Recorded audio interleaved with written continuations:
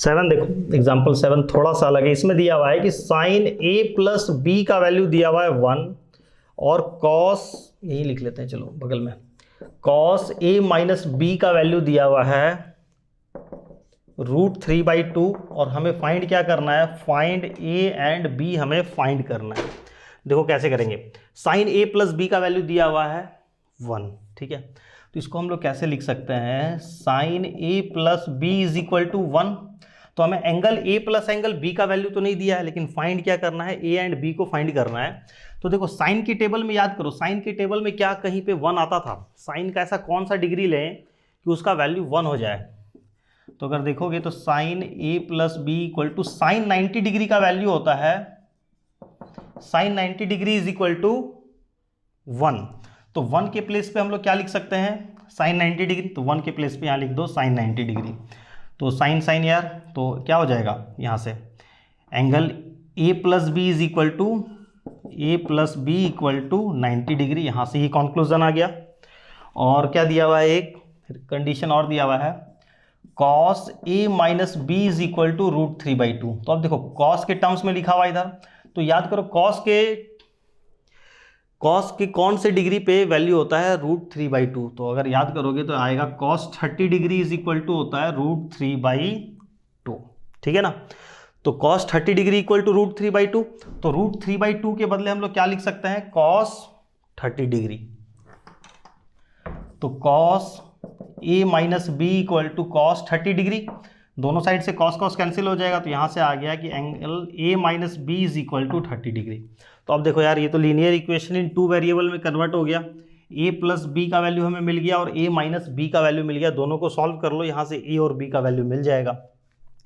देखो इसको सॉल्व करते हैं, A plus B is equal to 90 degree और A minus B equal to 30 degree, दोनों इक्वेशन को ऐड कर लो, तो minus B plus B cut गया, ए प्लस ए ये हो गया 2a और 90 प्लस 30 ये हो गया 120, ठीक है। तो a क्या वैल्यू क्या हो जाएगा, 120/2, तो a equal to 60 degree, a का वैल्यू मिल गया 60, तो अब a माइनस बी क्या होता था 30, a minus B equal to 30, a के प्लेस पे लिख दो 60 माइनस बी इक्वल टू 30, 30 इधर आके माइनस होगा, b उधर जाके प्लस, तो 60 minus 30 equal to angle b, तो एंगल बी का वैल्यू आ गया 30 डिग्री, ठीक है ना। तो एंगल बी 30 डिग्री और एंगल ए 60 डिग्री, यही फाइंड करना था हमें इस क्वेश्चन में, फाइंड ए एंड बी।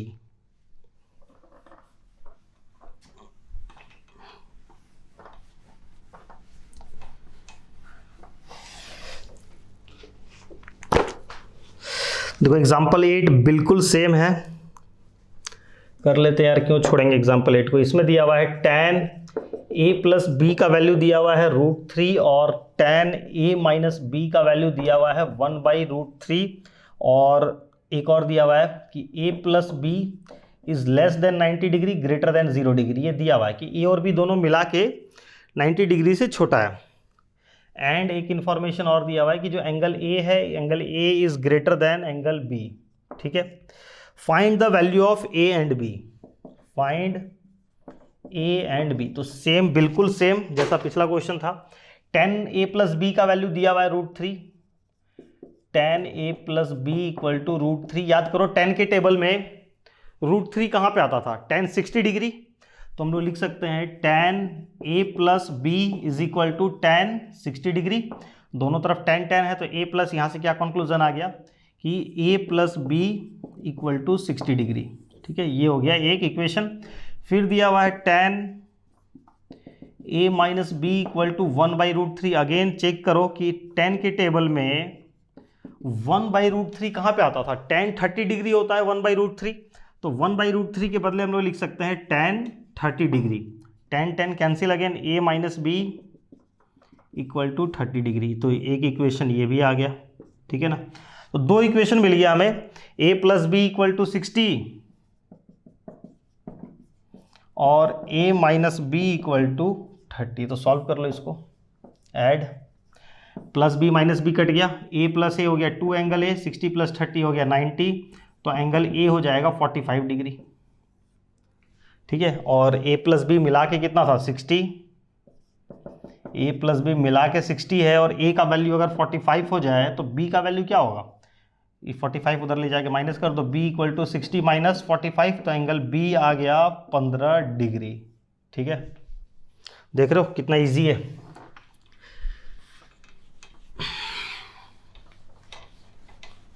इसके बाद वाली जो एक्सरसाइज है वो इससे भी इजी है।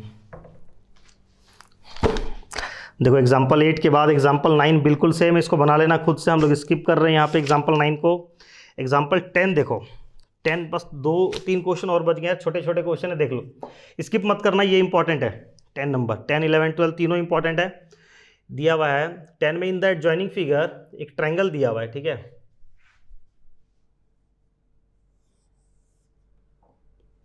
ए बी सी, यहाँ पे दिया हुआ है 30 डिग्री, ये दिया हुआ है 9 सेंटीमीटर। बस देखो इन द एडजॉइनिंग फिगर, मैं लिख नहीं रहा हूँ क्वेश्चन, बस बोल रहा हूँ, in the adjoining figure triangle A B C is right angled at B. ये एक राइट एंगल ट्रायंगल दिया हुआ है, एंगल बी पे 90 डिग्री दिया हुआ है, angle A equal to 30 degree दिया हुआ है कि angle A is equal to 30 degree and A B equal to 9 centimetre. Find हमें क्या करने बोला गया है, फाइंड बी सी और दूसरा ए सी। जिसने फर्स्ट वीडियो देखी है, ऑब्वियसली फर्स्ट वीडियो सबने देखी होगी, अगर यहाँ तक आप पहुँचे हो बिना फर्स्ट वीडियो देखे तो गड़बड़ है बहुत। उसमें मैंने आपको क्या बताया था, ट्रिग्नोमेट्री स्टार्ट ही मैंने ऐसे किया था कि ट्रिग्नोमेट्री में क्या है कि अगर हमें एक साइड भी दे रखी है और कोई भी एक एंगल, तो हम लोग बाकी दोनों साइड फाइंड कर सकते हैं। ठीक है, देखो यहाँ पे वही क्वेश्चन आ गया, एक साइड दिया हुआ है ए बी और साथ में एक एंगल दिया हुआ है, ठीक है, और हमें फाइंड करने क्या बोला गया है, ये दोनों साइड को फाइंड करने बोला गया है। ठीक है, तो देखो पाइथागोरस थ्योरम में से हम लोग इसको नहीं सॉल्व कर सकते हैं। पाइथागोरस थ्योरम में 2 साइड रहता था, तब हम लोग थर्ड साइड फाइंड कर सकते थे। ट्रिग्नोमेट्री में देखो सिर्फ एक साइड दिया हुआ है ना, तो हम लोग उसके हेल्प से बाकी दोनों साइड फाइंड कर लेंगे, लेकिन साथ में एंगल भी चाहिए होता है, एंगल दिया हुआ है। देखो तो कोई सा भी हमारे पास 6 रेशियो यार, 6 ट्रिग्नोमेट्री रेशियो, कोई भी रेशियो यूज कर लो जिसमें ये बेस आता है, क्योंकि एंगल के साथ वाली साइड दे रखी है, एंगल के साथ वाली साइड को हम लोग बोलते हैं बेस।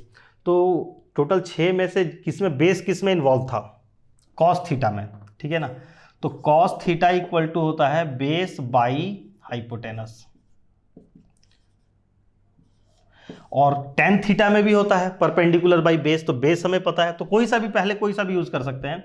तो cos of angle A, cos of angle ए क्या हो जाएगा, बेस, तो एंगल ए के पॉइंट ऑफ व्यू से बेस कौन हो गया, ए बी, और हाइपोटेनस क्या हो गया, ए सी।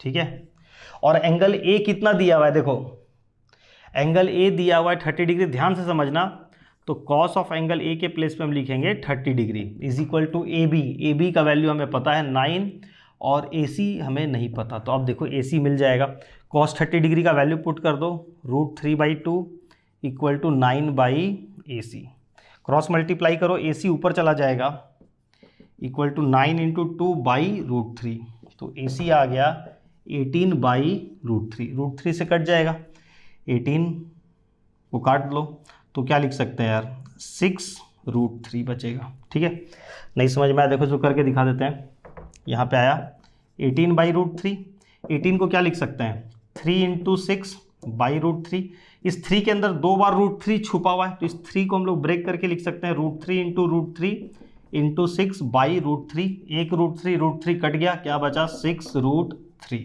ठीक है, तो AC का वैल्यू मिल गया हमें 6√3। अब हमें इस ट्रायंगल में बेस भी पता है और हाइपोटेनस भी पता है, क्या फाइंड करना है, परपेंडिकुलर। तो अब कोई सा भी रेशियो यूज कर लो, साइन थीटा यूज कर लो, टेन थीटा यूज कर लो, क्योंकि साइन थीटा में भी परपेंडिकुलर आता है, टेन थीटा में भी परपेंडिकुलर आता है। ठीक है ना, तो मान लो हम लोग टेन थीटा लगा लेते हैं, tan theta equal to perpendicular by base.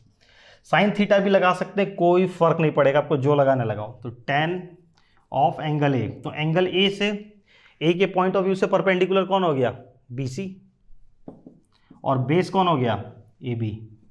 ठीक है, एंगल ए कितना दिया हुआ है 30 degree, tan of 30 degree equal to BC नहीं पता हमें, by AB 9 centimetre. Tan 30 degree का वैल्यू होता है 1/√3 equal to BC/9, cross multiply होकर 9 ऊपर चला जाएगा, 9/√3 इज इक्वल टू BC। तो देखो BC का वैल्यू आ गया 9/√3 यानी बी सी इक्वल टू 3 × 3/√3, और √3 से ये कट जाएगा √3 बार में, तो बी सी का वैल्यू आ गया 3√3। एक तो ये तरीका हो गया। और देखो हमने जो पहले ये वाला ए सी फाइंड कर लिया था, तो अब इस ट्रायंगल में हमें दो साइड पता चल चुका था, तो हमें tan थीटा यूज़ करने का कोई ज़रूरत नहीं था। हम पाइथागोरस थ्योरम यूज़ करके भी इसको कैलकुलेट कर सकते थे, ठीक है ना। तो कैसे भी कर लो।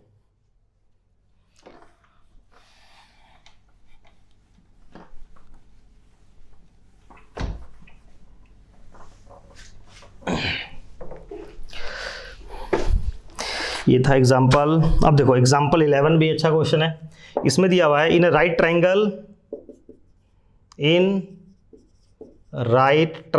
ए B C, right triangle A B C में angle B is equal to 90 degree दिया हुआ है, और A B equal to 3 centimetre दिया हुआ है, and A C equal to 6 centimetre दिया हुआ है। Find angle C and angle A. देखो ये भी हमने स्टार्टिंग में बताया था कि पाइथागोरस थ्योरम से हम लोग एंगल फाइंड नहीं कर सकते हैं, साइड तो फाइंड कर लेते हैं, और ट्रिग्नोमेट्री से हम लोग, ट्रिग्नोमेट्री में अगर साइड दे रखा है तो हम लोग एंगल भी फाइंड कर सकते हैं। देखो तो यहाँ पे ये एंगल बी दिया हुआ है 90 degree. In right triangle A B C angle B equal to 90 degree, A B equal to 3 centimetre. B पे 90 डिग्री बोला है तो 90 डिग्री पे बी लिख दो, बचा हुआ ए और सी को कहीं भी लिख लो, ए सी, या ए यहाँ लिख लो, सी यहाँ लिख लो, ठीक है। तो ए बी हो गया 3, ए बी हो गया 3 सेंटीमीटर, ए सी ये दिया हुआ है 6 सेंटीमीटर, ठीक है। हमें क्या फाइंड करना है, एंगल सी फाइंड करना है और एंगल ए फाइंड करना है। एंगल बी तो पता ही है 90 डिग्री, तो अब देखो एंगल सी कैसे मिलेगा। अगर एंगल ए मिल जाएगा तो एंगल, ट्रायंगल का तीनों एंगल का सम होता है 180, कोई दो एंगल पता चल जाएगा तो तीसरा एंगल खोज लेंगे। तो अगर एंगल सी मिलता है तो एंगल ए मिल जाएगा, एंगल ए मिला तो एंगल सी मिल जाएगा। तो अब देखो हमें यहाँ पे गिवन कौन कौन सा साइड है। अगर हम एंगल सी के पॉइंट ऑफ व्यू से देखें तो ये हो गया परपेंडिकुलर, ये हो गया हाइपोटेनस, ठीक है ना। तो यार इसमें हम एंगल, और अगर एंगल ए के पॉइंट ऑफ व्यू से देखें तो ये बेस है और ये हाइपोटेनस। ध्यान से समझना है, यहाँ पे एंगल ए के पॉइंट ऑफ व्यू से देख रहे हैं तो ये बेस और हाइपोटेनस हमें पता है, और अगर एंगल सी के पॉइंट ऑफ व्यू से देख रहे हैं तो हमें परपेंडिकुलर और हाइपोटेनस पता है, ठीक है। तो परपेंडिकुलर और हाइपोटेनस का रेशियो किस में आता था, साइन। तो हमें अगर एंगल सी के पॉइंट ऑफ व्यू से देख रहे हैं तो परपेंडिकुलर और हाइपोटेनस पता है, तो परपेंडिकुलर हाइपोटेनस किसका था, साइन। तो हम यहाँ पे लगा लेंगे sine of angle C, sine of angle C equal to perpendicular by hypotenuse. तो ऐसे लिख लो sine theta equal to perpendicular by hypotenuse, ठीक है। तो साइन ऑफ एंगल सी, तो एंगल सी के रिस्पेक्ट में परपेंडिकुलर कौन हो गया, ए बी, और हाइपोटेनस हो गया ए सी, ठीक है। तो sine of angle C, A B का वैल्यू कितना दिया हुआ है, देखो 3, और ए सी का वैल्यू दिया हुआ है 6, ये कट के आ गया 1/2। Sine of angle C equal to आ गया 1/2। तो याद करो साइन की टेबल में 1/2 कब आता था, साइन 30 डिग्री। तो 1/2 को हम लोग क्या लिख सकते हैं, 1/2 को क्या लिख सकते हैं, sine C is equal to 1/2 को हम लोग लिख सकते हैं sine 30 degree. Sine sine cancel हो जाएगा दोनों साइड से, angle C equal to 30 degree. तो सी का वैल्यू हमें पता चल गया क्या, 30 डिग्री। अब ये 90 डिग्री, ये 30 डिग्री, तो ए वैसे ही मिल जाएगा।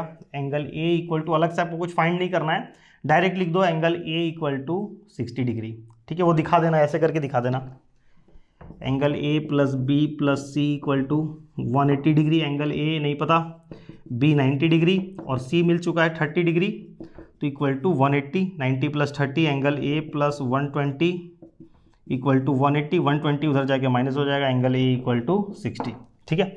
ये तो हुआ कि हमने स्टार्टिंग में साइन थीटा कैलकुलेट कर लिया। अगर हम एंगल ए के पॉइंट ऑफ व्यू से देखते तब देखो क्या कैलकुलेट होता, समझ लो एक बार फिर से इसको। तो बोलोगे इसमें यार एंगल ए का क्या यूज़ हुआ, देखो ठीक है, फिर से शुरू से समझो।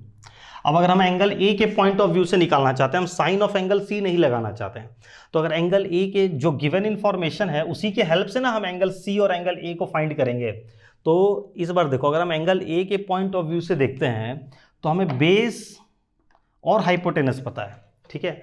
तो बेस और हाइपोटेनस का रेशियो क्या होता था, कॉस, ठीक है। तो एंगल ए के साथ हम क्या लगाएंगे, कॉस ऑफ एंगल ए, ठीक है। जैसे हमने सी के साथ क्या लगाया, साइन ऑफ एंगल सी करके कैलकुलेट किया। अगर हम सी पे लगाते टैन ऑफ एंगल सी तो हम नहीं फाइंड कर पाते, ठीक है। उसी तरीके से अगर हम एंगल ए के हेल्प से फाइंड करना है तो एंगल ए पे हमें क्या लगाना होगा, कॉस लगाना होगा। क्यों कॉस लगा रहे हैं, क्योंकि कॉस ऑफ एंगल ए क्या हो जाएगा, बेस बाई हाइपोटेनस, ठीक है। Cos of angle A, base कौन हो गया एंगल ए के पॉइंट ऑफ व्यू से, बेस हो गया ए बी और हाइपोटेनस हो गया ए सी। तो कॉस ऑफ एंगल ए दिया हुआ है, एंगल ए फाइंड करना है हमें। Cos of angle A B का वैल्यू दिया हुआ है 3 और ए सी का वैल्यू दिया हुआ है 6, तो कट के आ गया 1/2, यानी cos of angle A equal to 1/2। अब देखो कॉस के टेबल में 1/2 कब होता है, तो cos of A equal to 1/2, cos of A equal to cos 60 degree. Cos के टेबल में 1/2 कब आता है, कॉस 60 डिग्री होता है 1/2, तो 1/2 के बदले हम लिख देंगे कॉस 60 डिग्री। देखो दोनों साइड कॉस कॉस आ गया, तो यहाँ से एंगल ए का वैल्यू क्या आ गया, 60 डिग्री। देखो पिछले केस में हमने पहले सी फाइंड कर लिया था, तो सी आ गया था 30 डिग्री और फिर हमने ए कैलकुलेट किया था तो ए आया था 60 डिग्री। इस बार देखो ए हमने पहले कैलकुलेट कर लिया तो ए आ गया 60 डिग्री, तो अब अगर सी को निकालेंगे तो सी क्या आ जाएगा, 30 डिग्री। तो इससे क्लियर है, कोई सा भी एंगल यार आप पहले निकालो बाद में निकालो, साइन लगाओ कॉस टेन लगाओ, जिसको जो होना है वही होगा, वैल्यू चेंज नहीं होगा। आपके तरीका चेंज करने से वैल्यू पे कोई असर नहीं पड़ेगा, ठीक है, क्लियर है।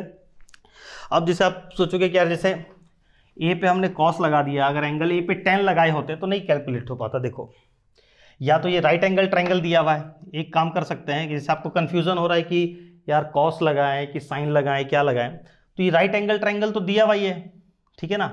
तो दो साइड पता भी है तो यार पाइथागोरस थ्योरम लगा के पहले बीसी भी पता कर लो, और जब तीनों साइड पता चल जाएगा तो फिर कहीं से कुछ भी लगा लेना। जब ट्रायंगल में तीनों ही साइड पता है तो हम कुछ भी sine cos tan cot cosec sec कुछ भी लगा सकते हैं यार, वैसे बना लेना। बना के देखो, ट्राई करो तभी समझ में आएगा।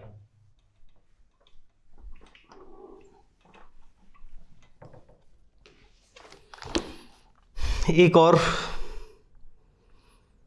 एग्जाम्पल 11, ये कौन सा किया अभी हमने, एग्जाम्पल 11 ही किया है ना। अब देखो एग्जाम्पल 12 लास्ट बच गया, ठीक है। इसमें दिया हुआ है if 6x equal to sec theta और and 6/x equal to tan theta, ठीक है। 6x equal to sec theta and 6/x equal to tan theta, find 9 bracket में x स्क्वायर माइनस 1/x², ये हमें फाइंड करना है, ठीक है ना। देखो क्या करेंगे, फाइंड क्या करना, 9 ब्रैकेट में x स्क्वायर माइनस 1/x², ठीक है। तो x का वैल्यू देखो हमें दिया हुआ है 6x equal to sec theta है, तो x का वैल्यू क्या हो जाएगा, सेक थीटा बाई 6, ठीक है। हमें x का वैल्यू मिल गया, और 6/x equal to tan theta दिया हुआ है, हमें सिर्फ 1/x चाहिए। तो 1/x का वैल्यू क्या होगा, 6 यहाँ से हट के यहाँ नीचे चला जाएगा, equal to tan theta by 6, ठीक है। ये तो x का वैल्यू हो गया, ये 1/x का वैल्यू हो गया, दोनों को स्क्वायर कर लो, स्क्वायरिंग। तो x square equal to sec square theta by 6 का स्क्वायर 36 और कॉमा 1/x का whole square, 1/x² equal to tan square theta by 6 का होल स्क्वायर हो गया 36। इसको नाम दे दो इक्वेशन 1, इसको दे दो इक्वेशन 2, दोनों को सब्ट्रैक्ट कर दो। तो x square minus 1/x², LHS से LHS माइनस हो गया और RHS में से RHS। अगर कंफ्यूजन हो रहा है तो इसको ऐसे लिख लो, ये दिया हुआ है x equal to sec theta, ठीक है ना। तो इसका स्क्वायरिंग करेंगे तो ये हो जाएगा x square equal to sec square theta और नीचे 6 का स्क्वायर हो गया 36, इसको 1 मान लो, और इसका भी स्क्वायर करो तो 1/x का होल स्क्वायर हो गया 1/x² इक्वल टू, इधर भी स्क्वायर करेंगे तो ये हो जाएगा टेन स्क्वायर थीटा बाई 6 का होल स्क्वायर हो गया 36, ये हो गया इक्वेशन 2।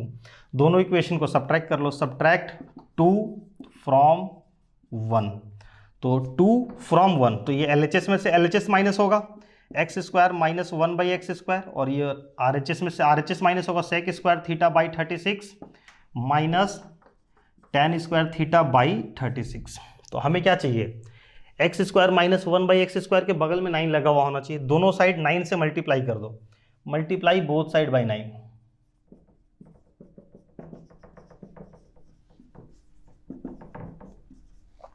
तो ये हो गया 9x² minus 1/x² equal to 9 into ये पूरा sec² theta by 36 minus tan² theta by 36। तो देखो क्या हो गया, LHS में तो वही आ गया जो हमें फाइंड करना था, वो पूरा मिल गया। अब बस RHS वाले पार्ट को सॉल्व कर लो। तो इसमें से 9 और इंटू 1/36, 1/36 कॉमन आ गया बाहर, ब्रैकेट के अंदर क्या बच गया, sec² theta minus tan² theta. ठीक है, तो 9 से कट जाएगा, ये हो गया 1/4 और sec² theta minus tan² theta का वैल्यू होता है 1। कैसे आया ये हम लोग चैप्टर 13 में पढ़ेंगे। इस चैप्टर में कोई यार इसका यूज़ नहीं था, इसलिए मैंने आपको नहीं बताया स्टार्टिंग में, क्योंकि बस देखो इस क्वेश्चन में इसका यूज़ हो रहा है और कहीं भी यूज़ नहीं हुआ। तो चैप्टर 13 में यार केवल यही सब भरा हुआ है, वहाँ पे हमें डिटेल में पढ़ना है। अगर मैं अभी यहाँ पे आपको स्टार्टिंग में बताता, शॉर्ट में बताता तो मज़ा नहीं आता। ठीक है, चैप्टर 13 में पढ़ेंगे। अभी के लिए बस इतना समझ लो कि sec² theta minus tan² theta एक फॉर्मूला है, एक आइडेंटिटी है, उसका वैल्यू होता है 1, याद कर लो। और इसके प्लेस में हम लिख देंगे 1, तो ये वैल्यू आ गया 1/4। तो इसका वैल्यू जो हमें फाइंड करना था, इसका वैल्यू आ गया 1/4। ठीक है, तो यार इस तरीके से हमारा चैप्टर 11 कंप्लीट हो गया। एक्सरसाइज में जितने भी क्वेश्चन दिए हुए बना लेना, और कोई भी क्वेश्चन यार टेढ़ा मेढ़ा नहीं, सारे क्वेश्चन सिंपल हैं, सब बन जाएंगे। ठीक है, चलो मिलते हैं नेक्स्ट वीडियो में, वहाँ से स्टार्ट करेंगे चैप्टर 12। ठीक है, आप लोग कमेंट करके यार ज़रूर बताना कि हमने जो पढ़ा वो आपको सब कुछ समझ में आया कि नहीं, मैं आपको समझा पा रहा हूँ या नहीं। ठीक है, चलो बाय बाय।